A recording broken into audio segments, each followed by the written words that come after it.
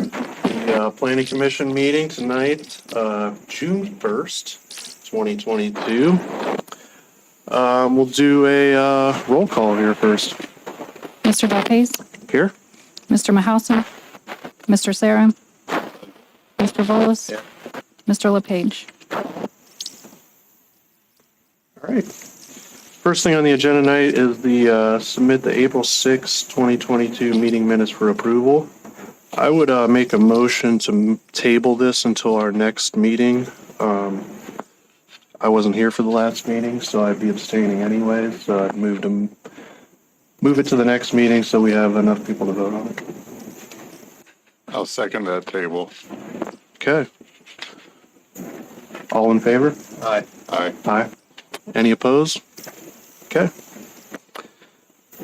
All right. Also on tonight's agenda is to confirm the July 6, 2022 meeting date for our next meeting. We just wanted to check and see if all of us were available for that. I am. Yeah. Well, my birthday's the next day, but Oh, okay.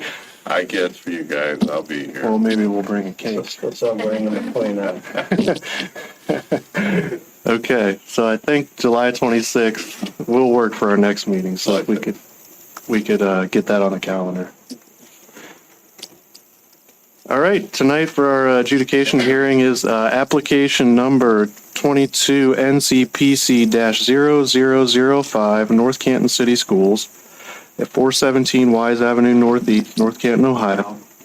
This is a conditional use permit to install 4 70-foot light poles on the soccer/lacrosse field to replace the existing 6 light poles. So if there's anyone in the audience that would like to speak on this matter, we'll hear from you now. If you could state your name and address. Tim Walker, representing North Canton City Schools, 525 7th Street, Northeast, North Canton, Ohio. I'm the Director of Development Special Projects at the school district now and get to oversee some of these projects. And thank you all for your time tonight and coming out for this. And my apologies for having you come out in the thunderstorm. But this is a project that we've been, a facility that we've been working on here for a few years, and we just finished up the turf a couple of years ago on this. This is our soccer lacrosse stadium that sits in the back.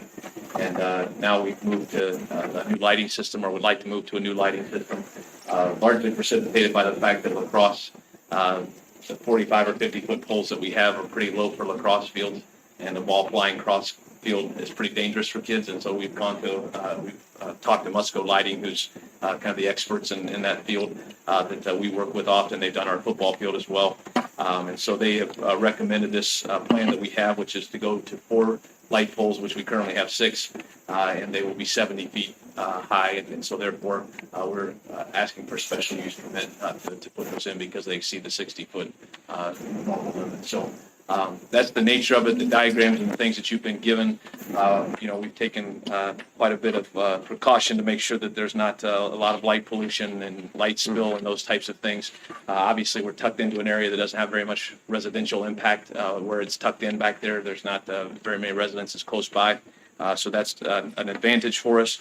But again, Musco has put together some things. And if you notice in the packet that you were given, Section C, the lighting design, is really the section that shows the most in terms of light spillage and foot candles, those types of things. And they spell out all the foot candles on the field. It'll be an average 40 foot candles on the field level. Then they go through and show what the foot candles will be in the bleacher area. And then again, to 150 feet outside of the field is the radius that they have all the way around. And it's I won't say non-existent, but virtually non-existent lighting out to 150 feet away from there. And I believe there's only one residential property that even would be impacted at all in that area, and that's a set of apartments that are there that work with management owns. So that is the project as it is.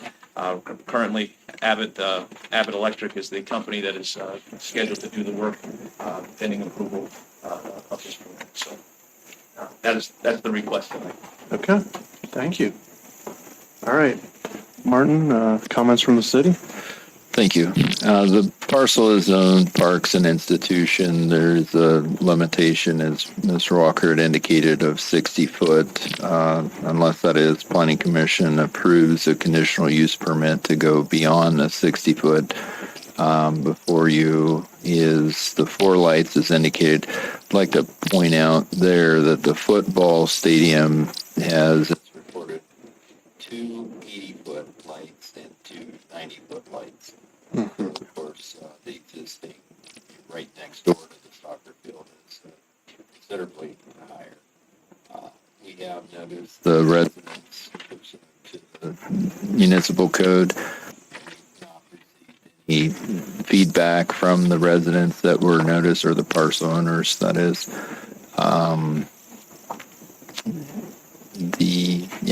Staff recommends an approval, and happy to answer any questions. Thank you, Martin. My pleasure. Any questions from commission members? Yeah, I got one question. So with high winds, have they designed that into the factor of the foundation to make sure these high winds would not knock these things over? Absolutely. Let's go with the private manufacture these for high school and athletic facilities across the country.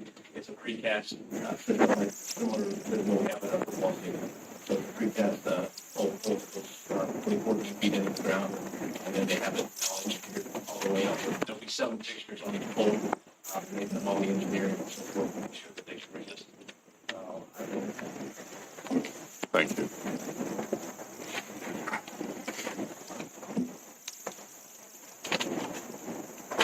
Any? Finish pages real quick. Okay, no problem. And these will be just purely downlight, I assume, from the image provided. Okay.